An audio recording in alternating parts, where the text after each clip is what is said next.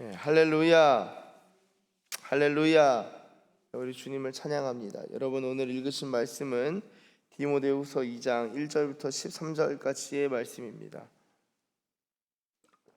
오늘 말씀을 이렇게 보시면은 1절에서 이렇게 시작합니다. 내 아들아, 그러므로 너는 그리스도 예수 안에 있는 은혜 가운데서 강하고. 여러분, 이 바울이 디모데를 부를 때 내 아들아라고 부릅니다.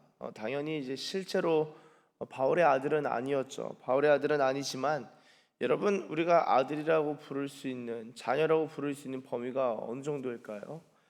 복음으로 낳았다, 복음으로 낳았다.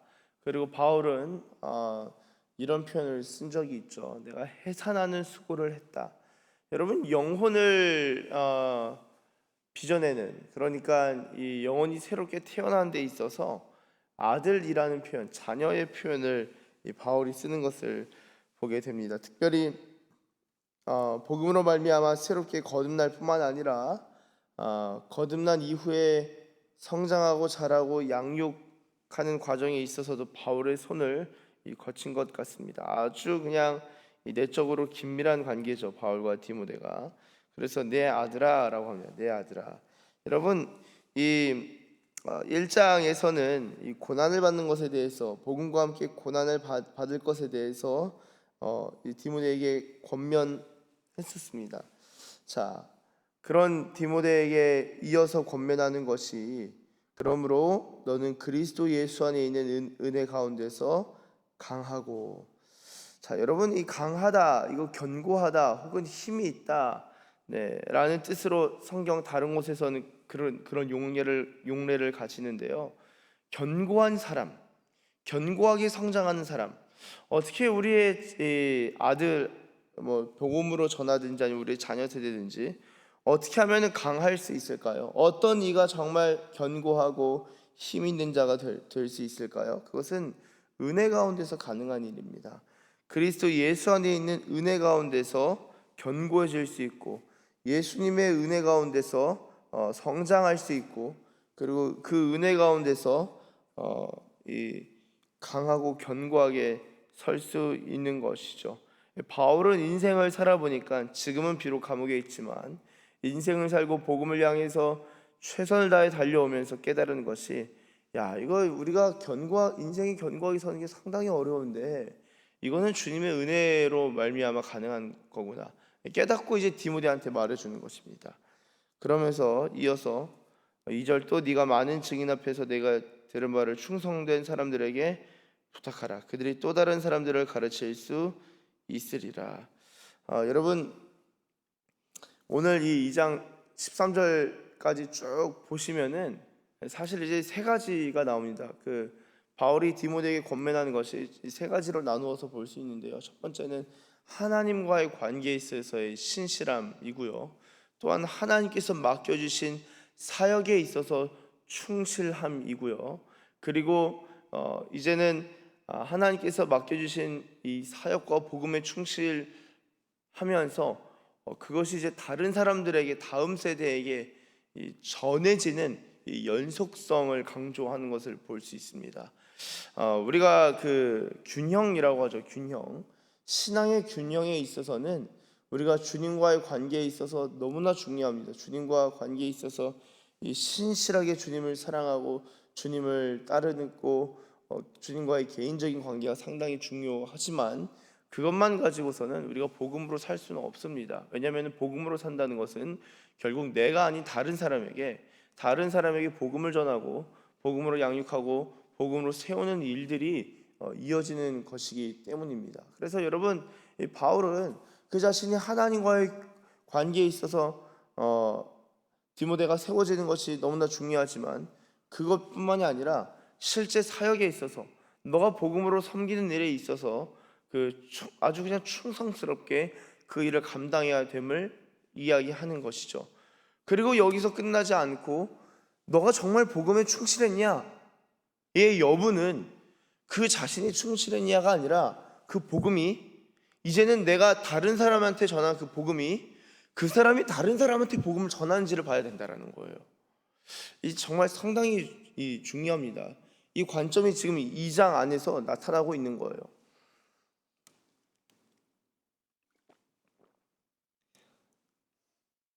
그것이 이제 2절에 있어서는 앞서 읽었지만 충성된 사람들에게 부탁하라. 뭐를 부탁하냐? 내게 들은 바.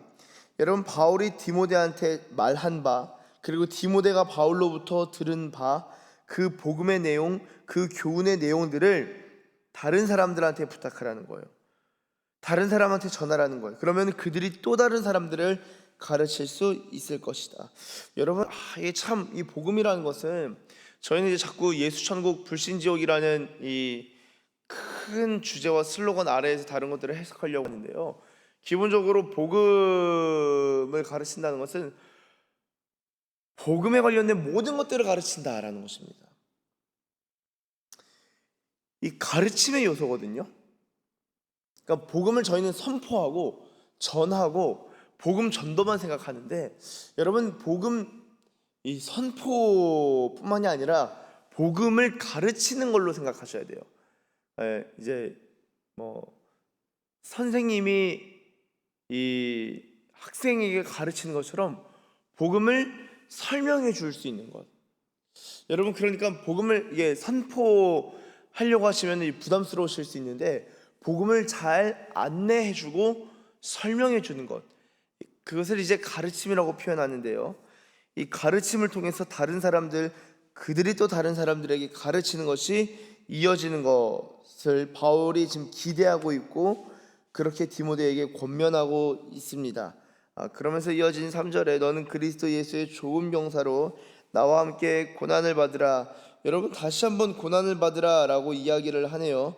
이 고난을 받는 삶에 있어서 저희가 디모데후서 1장 8절에서 오직 하나님의 능력을 따라 복음과 함께 고난을 받으라, 제가 말씀드린 게 이 디모데후서 편지 처음부터 고난을 받는 삶에 있어서 이야기를 하죠. 그런데 2장에서도 나와 함께 고난을 받으라 2장 3절에서 이야기하고요.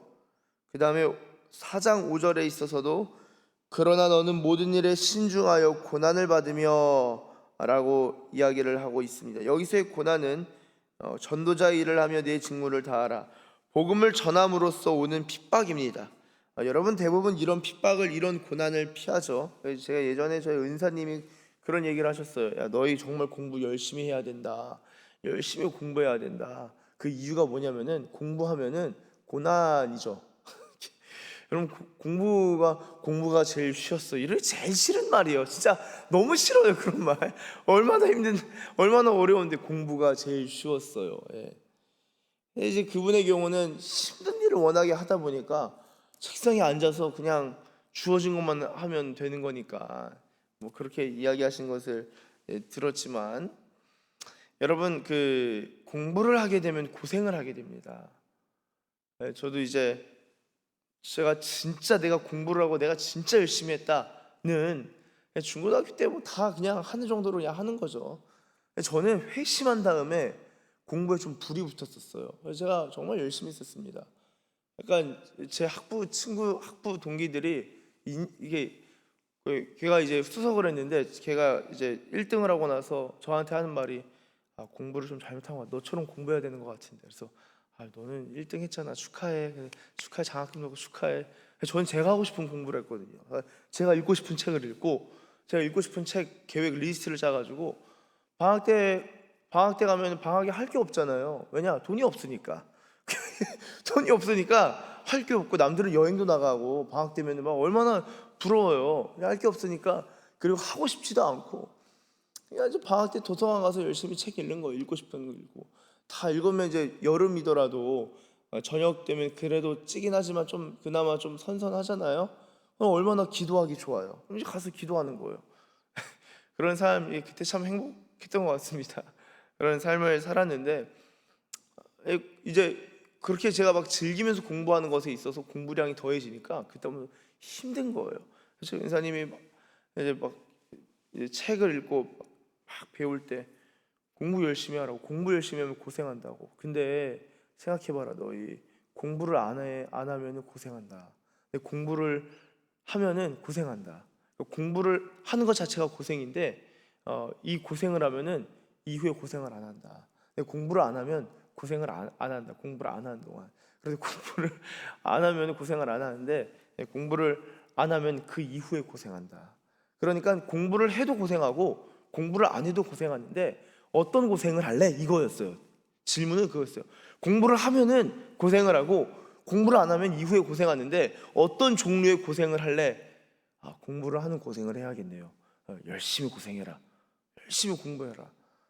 여러분, 그래서 사실 그래요. 설교나 이런 것들도 그러니까 뭐 여러 가지 목회나 여러 공부를 지금까지 늘 하고 생각을 늘 하고 성경 가지고 생각했던 것들이 그냥 계속 하는 거예요. 계속 옛날부터 했던 거 그냥 계속 하는 거예요.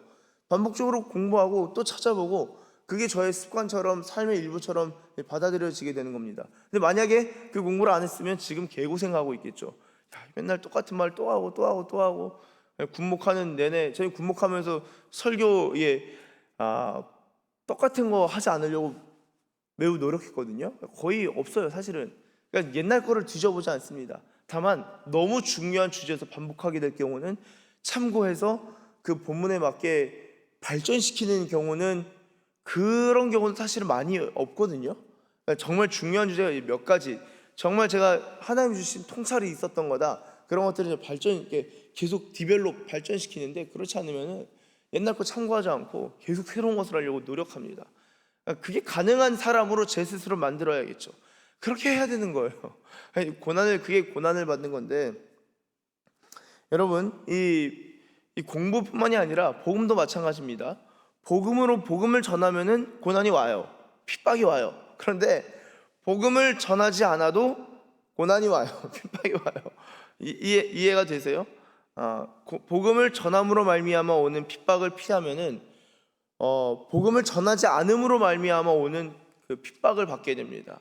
그러니까 이것도 공부나 복음이나 마찬가지인 것 같습니다. 그러니까 이제 바울 같은 경우에 내가 전하지 아니한 다른 복음을 전하면 화가 있을 것이다. 천사라도 저주받게 될 것이다. 다른 복음을 전할 경우에 다른 복음이 뭘까요? 저희가 다른 복음 전하나요? 이런 거예요. 공부 열심히 해라. 예수님 빼고 너 돈 잘 벌어야지.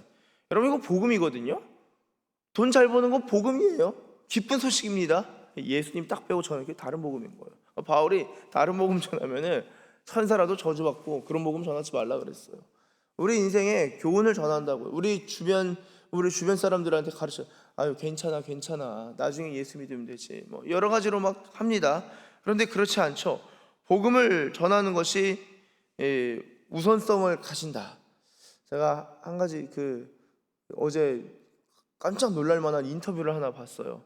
그 인터뷰가 뭐냐? 그 내용을 다 소개해드리긴 좀 어렵고, 노벨 문학상을 받은 소설가 한강 작가의 삼촌이에요. 삼촌. 그러니까 그 한강 작가의 아버지가 한승원 작가죠.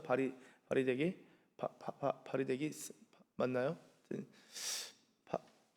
기억이 안 나네요. 하여튼 그 한승원 작가의 막내 동생이죠.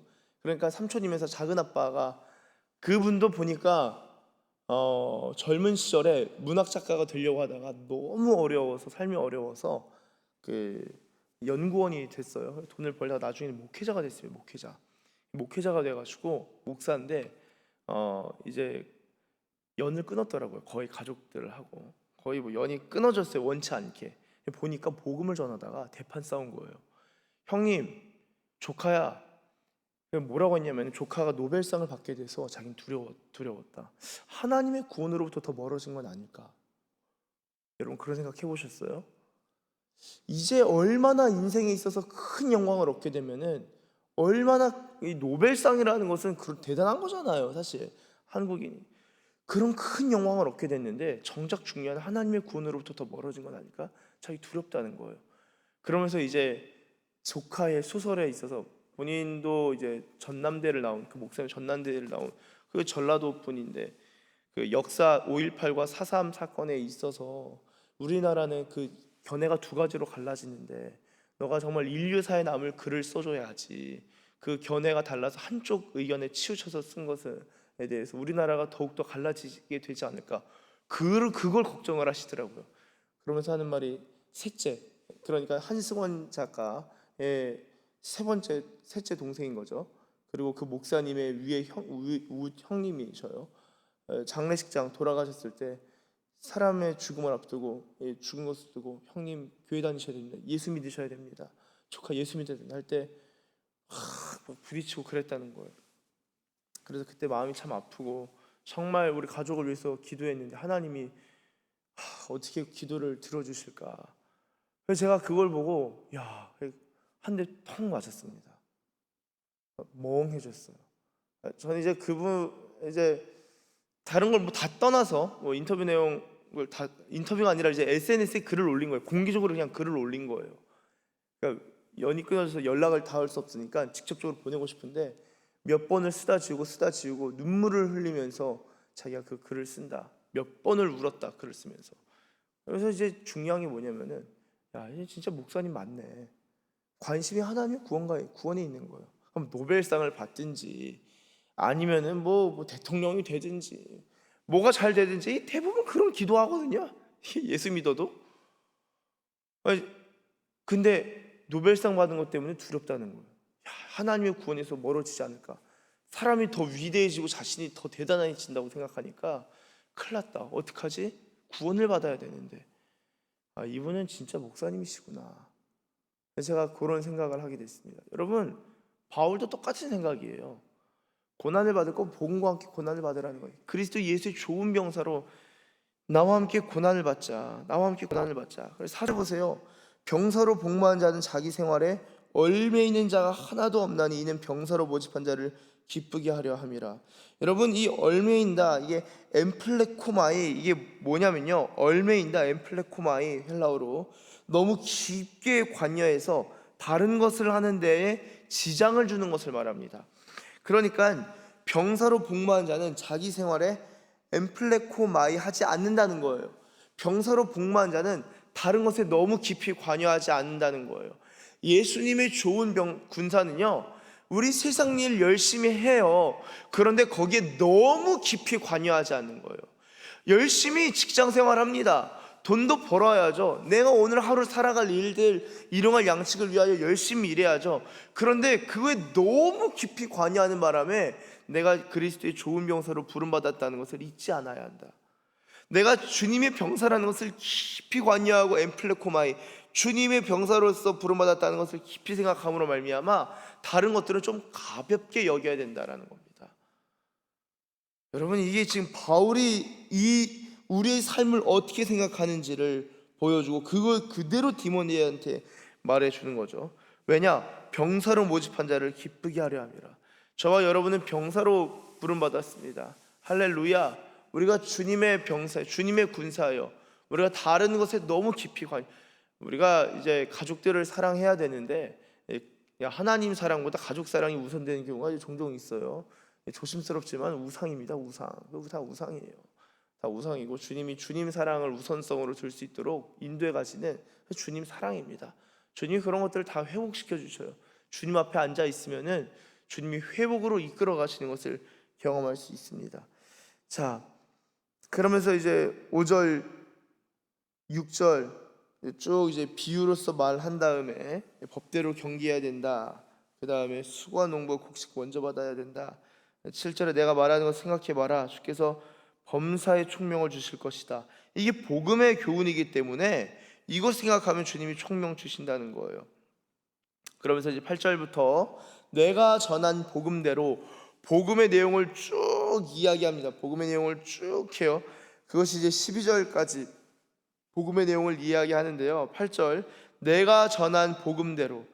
여러분, 바울은 자신이 전한 복음에 자신감이 있었습니다. 내가 전한 복음대로. 그러면서 복음을 쭉 이야기하고 마지막 13절 우리는 미쁨이 없을지라도 주는 항상 미쁘시니 자기를 부인하실 수 없으시리라 라고 말씀을 마무리하는 것을 보게 됩니다. 사랑하는 우리 서산기지교회 가족 여러분, 우리는 이 미쁘다라는 게 신실함이죠. 우리가 주님을 신실하게 사랑하고 그리고 또한 신실하게 주님을 따르길 원하지만 우리 가운데는 사실 이 신실함이 많이 결여되어 있습니다. 주님을 따르기를 원하지만, 그걸 따르지만 정말 신실하게 따르냐라고 물어본다면은 그렇지 않은 것 같아요. 그런데 여러분, 이 복음은요 늘 주님으로부터 출발한다고 말씀드렸습니다. 주님은 신실하시기 때문에 우리를 신실하게 이끌어 가셔요. 신실하게 우리를 인도해 가시는 것을 볼 수 있습니다. 그게 바로 주님은 항상 미쁘시다는 거예요. 그래서 자기를 부인하실 수 없다, 자기를 부정할 수 없을 정도로 주님은 신실하시다라고 이야기하는 것으로 마무리하는 것을 볼 수 있습니다. 사랑하는 우리 서산기식의 성도 여러분, 저와 여러분이 예수님의 은혜 가운데서 강해지고, 그리고 주님의 은혜 가운데서 다른 사람들을 가르치고 그들이 다른 사람들한테 가르칠 수 있는, 그렇게 복음을 전할 수 있는 복음의 군사들로, 예수님의 군사들로 성장하고 또한 그렇게 쓰임받는 복음의 일꾼들, 복음의 군사들 되시길 예수님의 이름으로 축복합니다. 기도하겠습니다. 하나님 감사합니다. 주님, 우리의 삶에 있어서 정말 나와 함께 고난을 받으라라고 하였사온데, 주님 정말 복음을 전하기 위해서 고생할 수 있는, 때로는 고난이 오더라도 끝까지 복음을 전할 수 있는 하나님, 그러한 복음의 사람들, 하나님의 사람들, 그리스도 예수의 사람들, 그리스도 예수 안에 있는 은혜 가운데에 머무는 사람들 다 되게 하여 주시옵소서. 주님, 우리가 주님을 사랑하되 순전하게 사랑하고 순수하게 사랑하기를 원합니다. 주님, 마음과 뜻과 힘과 정성, 생명 다하여 성품 다하여 주님을 사랑하고 이웃을 사랑하고, 또한 그 사랑의 마음으로 복음을 듣고 복음을 전하고 가르치고 설명하고 안내할 수 있는 복음의 군사들 다 되게 하여 주시옵소서. 그렇게 인도하실 우리 주님을 찬양하며 예수님의 이름으로 기도드립니다. 아멘.